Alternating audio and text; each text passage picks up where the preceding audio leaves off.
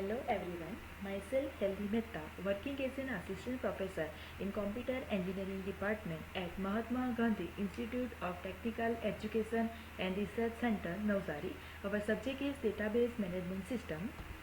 Our topic is Entity Relationship Diagram. So in previous lecture we see the steps in ER modeling. So usually the following 6 steps are followed to generate the ER model that are identify the entities. So first of all we have to find the entities, then we have to find the relationship between these entities, then we have to find the key attributes and relevant attributes for their entities. So these are the 4 steps are very important to construct the ER diagram, that is identify the entities, find relationship, find attributes. After that complete ER diagram, and after that review your result with your business users. So after reviewing the business users, according to their requirements, ER diagram may be changed. So these 6 steps we have to follow to construct ER modeling. Now we will see these 6 steps using example. So our first case study is university database application. So here we have to assume the university, okay, and according to our assumptions ER diagram will construct. So different person will think different assumptions, okay. So according to their assumptions the ER diagram will construct, okay. So we will assume that an university has many departments, okay. Each department has multiple instructors, okay, multiple faculties. Among them one is the head of department, okay, and instructor belongs to only one department. Clear? Now each department offers multiple courses, each of which is taught by a single instructor, okay. This is the assumption. See, okay, you can assume university according to your perspective. So according to your perspective diagram will be changed, okay. This is my assumption. You can construct your ER diagram according to your analysis. Clear? A student may enroll for many courses offered by different departments, okay. So according to these assumptions we have to follow these 6 steps to construct the ER model, okay. In exam sometimes it may ask that construct the ER diagram for university, okay. But so for that you have to assume university according to your analysis, okay. So according to your analysis ER diagram will be constructed, okay. Now case study solution. So first step is identify the entities, okay. So generally the entities will have multiple instances in a given business scenario. So as per this guideline we can identify the following entity. So according to that assumptions we will identify the entity, that is department, course, instructor and student. Again I am telling this is the depends on your assumption, okay. It is not like that my ER diagram is correct and your ER diagram is wrong. No, it is depends on your assumptions, okay. So different students will construct different ER diagram according to their analysis, okay. So department, course, instructor and students are the entities in our ER diagram. Now head of the department is not an entity, it is a relationship between the instructor and department, okay. That we will see after. Now second step is find relationship. So first relationship, it may happen that the department offers multiple courses, okay, and each course belongs to only one department, hence cardinality between department and course is 1 to many.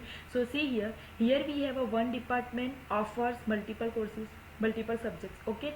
So relationship between these is 1 to n and relationship name is offers, okay. This is depends on you, how you analyze your system and how you write this, okay. It is not like this offer is right and other relationship is wrong, okay. So department offers multiple courses, so 1 to many, and for many we can write n also and m also, okay. So this is our first relationship. Second is one course is enrolled by multiple students and one students enroll for multiple courses, hence the relationship is many to many. So many students enrolled by many courses are enrolled by students, okay. So courses enrolled by students, so many courses have many students. Clear? Okay. one department has multiple instructor and one instructor belongs to one and only one department, hence the relationship is one to many. Here department has multiple instructor, computer department has many faculty, okay, but we all faculties from computer department have only one department, that is computer department, okay. So department has instructor one to many, okay. Next is each department has one head of department and one instructor is head of department for only one department, hence the relationship is 1 to 1. So department headed by instructor, okay, one department have one instructor as a head of department, okay. So computer department have only one head of department, so relationship is 1 to 1.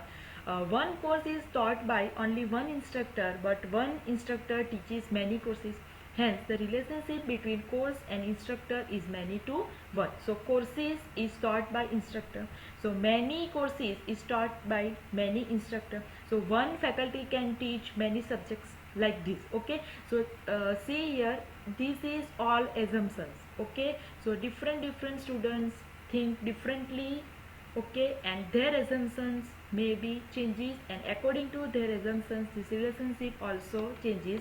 These relationships are based on the assumptions as I have explained earlier, okay.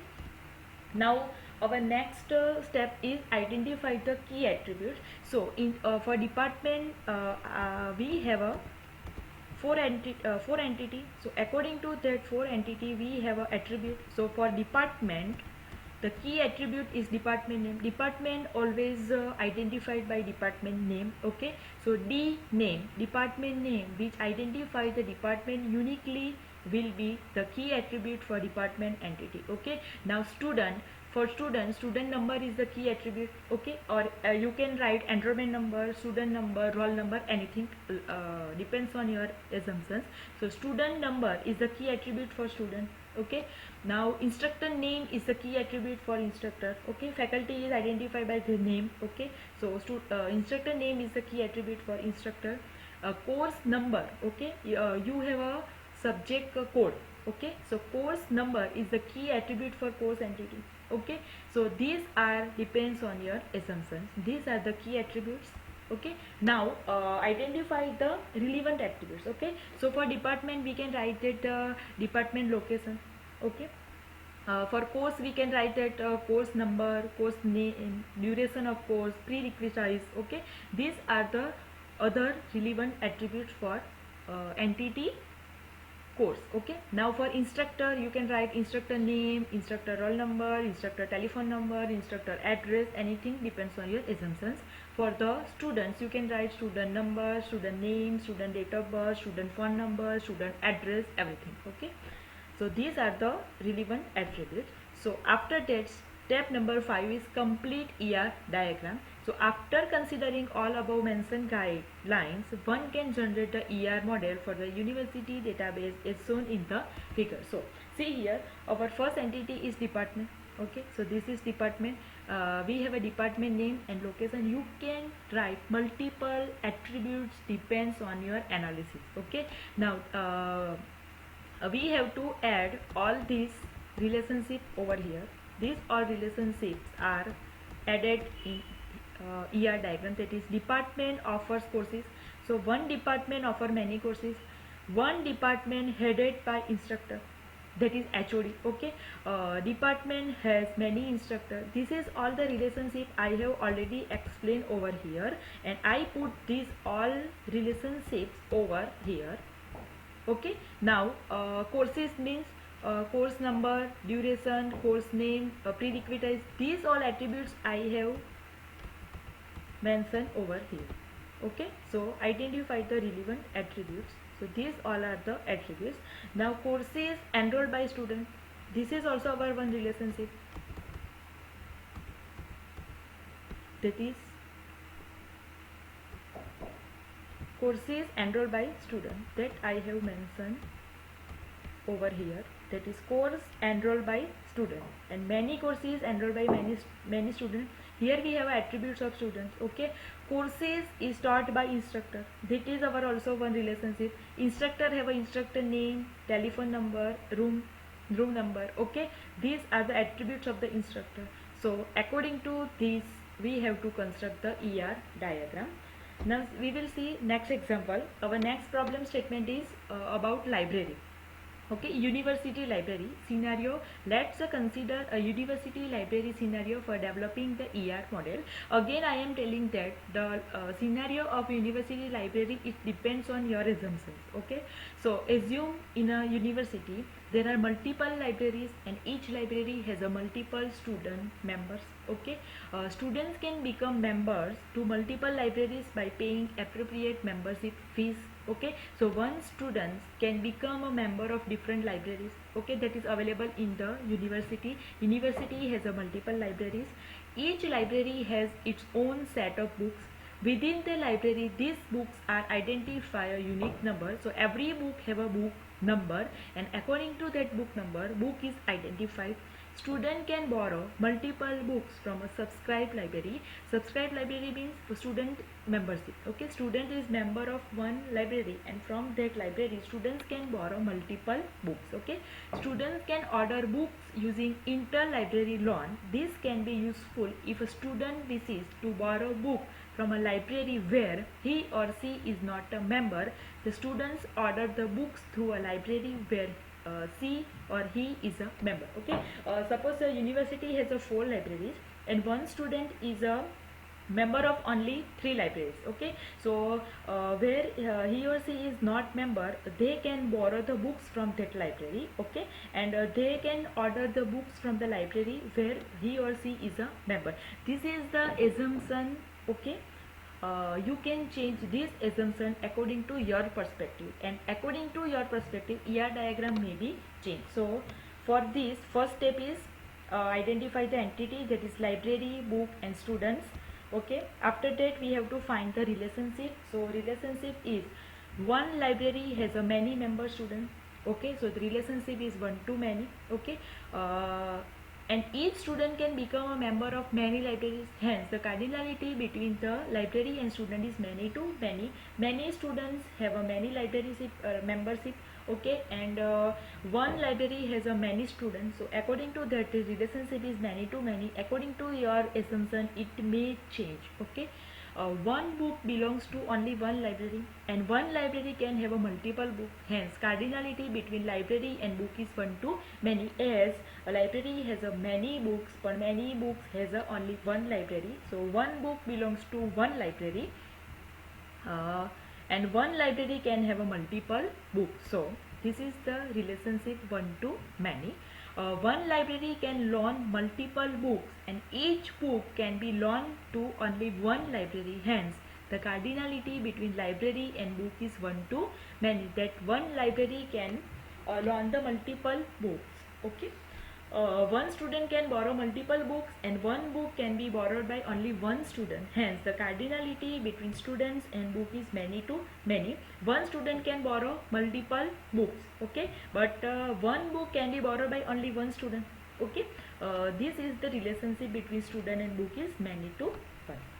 Our next step is identify the key attributes. So for library, library ID is the key attributes. Okay, for book, book ID is the key attributes. For student, student number is the key attributes. Okay, this is all depends on your assumption. Again I am telling this. Okay, identify the relevant attributes. Okay, so for library it may be library name and location, as we have a university and university have a many libraries. Okay, so every library have a different location, so we can add the location as a relevant attribute, and we can add the library name.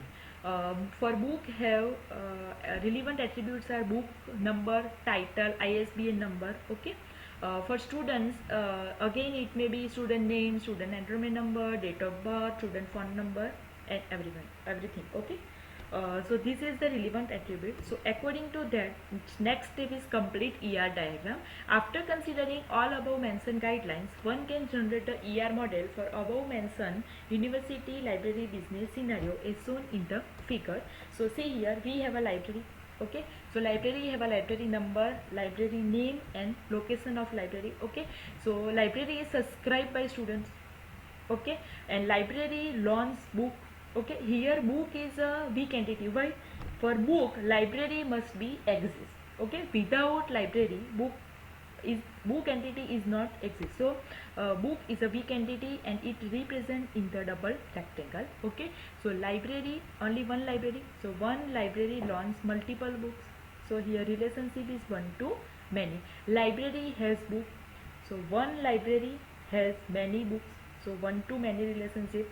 One library subscribe by students subscribe libraries. Okay, so many students subscribe many library, as we have a university and university has multiple libraries. Okay, so students borrow book from library. Okay, so relationship is borrow, so one student borrow multiple books. Okay, now student have attributes: date of birth, student name, student number. Library has a library number, library name, locations. Okay, book have a book number, title, ISBN number. So this ER diagram is according to my assumption. Okay, your ER diagram may change according to your assumption about library. Okay, you can add another entities, you can add another relationship, you can add another attributes. Okay, so according to your assumptions, ER diagram will be constructed. Okay, this is only example. You can add, remove multiple things from this. Next problem is about bank. Okay, let's consider a banking business scenario for developing the ER model. Assume in a city there are multiple banks and each bank has many branches. Okay, so in city there are multiple banks. Okay, different names, different branches. Each branch has a multiple customer. Okay, customer have a various type of accounts. Okay, some customer also had taken different types of loan from their bank branches. Okay, customer takes the loan from different branches of the bank. One customer can have multiple accounts and loans. Okay, so this is also one assumption. You can add more thing according to your analysis. So you using this analysis, our entities are bank, branch, loan, account and customer. Okay, here branch is considered as a weak entity because without the bank, branch is not exist. Okay, so branch is weak entity. Without bank name, branch will not exist. Okay, so branch is always associated with a bank name. So this is the entities that branch, bank, branch, loan, account and customer. Okay, so relationship, one bank has many branches. Okay, and each branch is belongs to only one bank. Okay, so cardinality is one to many, so that one bank has many branches. One branches offer multiple loans. Okay, but the each loan is associated with only one branches, so relationship is one to many. One branch maintain multiple accounts and each account is associated to only one person, so again relationship is one to many. We have to see vice versa. Okay, one loan can be availed by multiple customer and each customer can avail multiple loans. Okay, so cardinality relationship is many to many, as loan can be availed by multiple customer and multiple customer have a multiple loan, so relationship is many to many. One customer can hold multiple accounts and each accounts can be held by multiple customers, so again relationship is many to many. So key attributes for bank name, bank code is the key attributes. For branch name or branch number. Okay, for customer number is key attribute. For loan number is key attribute. For account number is a key attributes. Okay, now next is the relevant attributes. For bank, it may be bank code and bank name and bank address. Okay, for branch number, branch name, address. For loan, it is loan number and loan type. Okay, for account, it is account number and account type. For customer, it is customer phone number, customer name, customer address. So again, this is the depends on your assumptions. You can write more attributes. Okay, now complete. After considering all the above mentioned guidelines, one can generate the ER model for above mentioned banking system. See here we have a bank. One bank has many branches. Okay, bank has attributes. here relationship is one to many as bank has multiple branches. Now branch is a weak entity, as I explained earlier. Without bank, branch is not exist. Okay, so branch is a weak entity and we write branch in a double rectangle. Branch have a branch number, branch name, branch address. Okay, now branch offers multiple loans. Okay, so one branch offers multiple loans. Okay, so this is the relationship. Branch maintain accounts. Okay, one branch maintain multiple accounts of multiple customers. Okay, so relationship is one to many. Okay, now see here, loan availed by customer. Okay, so multiple customer avails multiple loans. Okay, so relationship is many to many. Now here we have a account, that account held by customer, so many account held it by many customers. Okay, so relationship is many to many. Now customer have this type of attributes. So this is the ER diagram for branch bank system. Okay, now most important part is transforming an ER model into physical database design. So we have to construct the database from this ER diagram. Okay, so our most important parts are entity and attributes. Okay, so see here, ER model helps mainly in capturing and analyzing the requirement. It can also be used during the design of the physical database. The following is the set of guidelines for converting the ER model into physical database. Now we are converting ER model into database.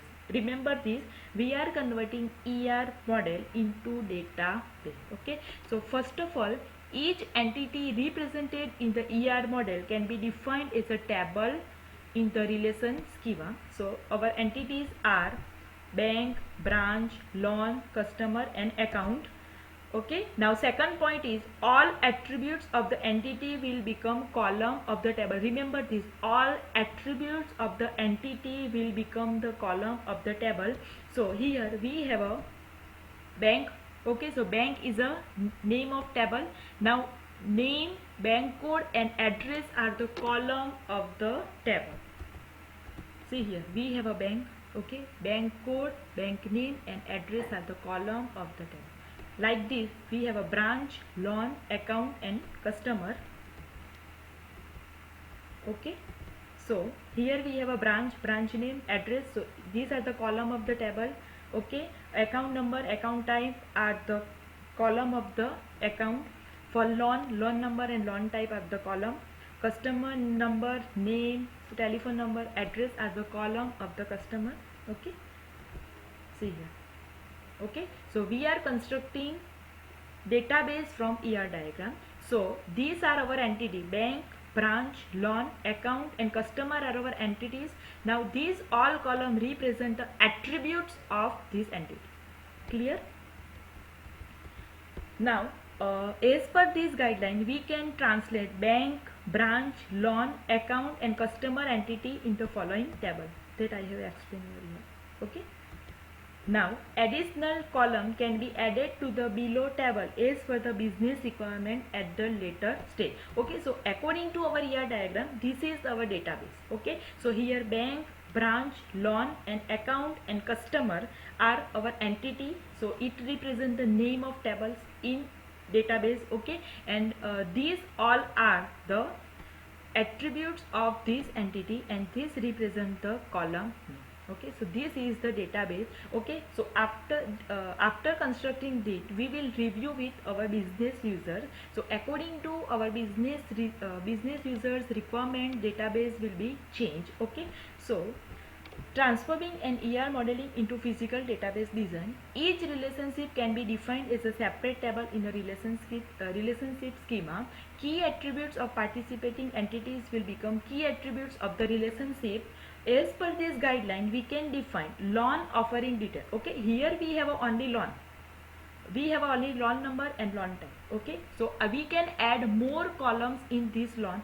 We can add more columns in the account. Okay, so loan offering details table between branch and loan entity. So branch account details between branch and account entity.